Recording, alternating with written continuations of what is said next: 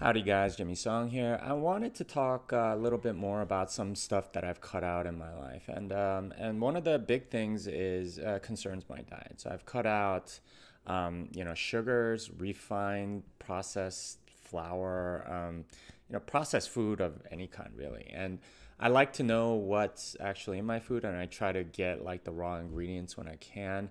But that's something that I've added or I've taken away from my life as a general principle, and it's something that's been very good for me. And part of why I'm doing it is because, well, if you study a little bit about nutrition, just even a little bit, if you go just even a little bit in depth, and not from studies from the 50s and 60s and 70s that have been completely debunked, but like some of the newer stuff that's been coming out, you realize that carbohydrates and refined sugars in particular are a giant problem. They are the cause of a lot of modern diseases, including obesity, heart attacks, and things like that. They're particularly addictive in the same way that like smoking is addictive. They're not very good for you. They shorten your life in so many ways and make you more lethargic, more lazy. Um, they literally kind of are an opiate, right? Like in a sense, they put you into a zombie state. And part of the reason why is because we're not, our bodies aren't adapted to this stuff.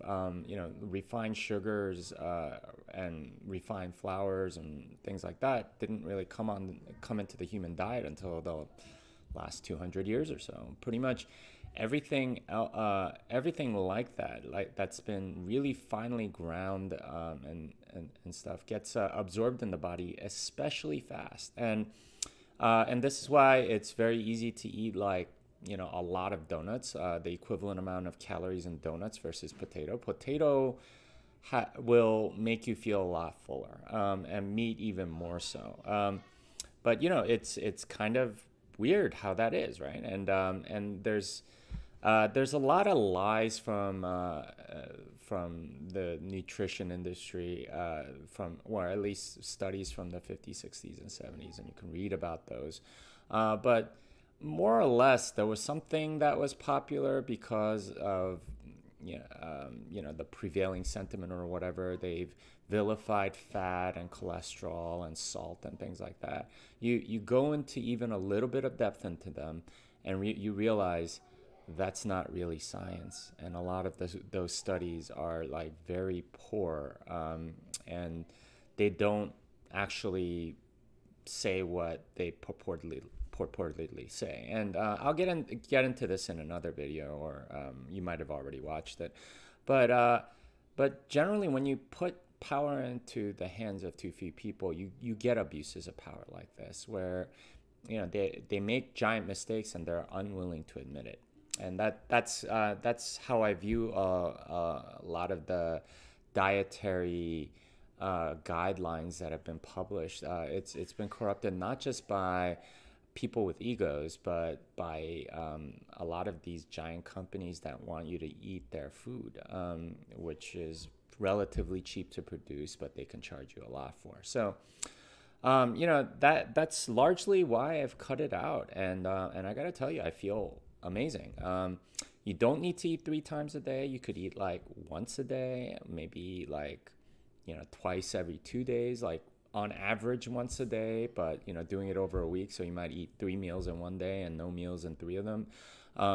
That's perfectly fine. That's how our ancestors ate, that, and they did fine. Doesn't matter if you're a man or a woman, or I mean, I guess to some degree a kid. Our species has survived, not having a lot of food, and in a sense, our bodies are adapted to that and are anti-fragile to that sort of pressure. I mean, there's a point at which there's too much stress on the body, and and then you break at that point. But a certain amount of stress is very good for your body. So, I guess what I'm saying here is that I feel like I was lied to with a lot of these dietary guidelines, and I'm doing something about it. And I encourage you to. write in the comments what's worked for you.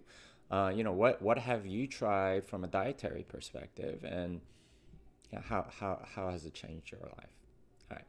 Thank you, and this song is done.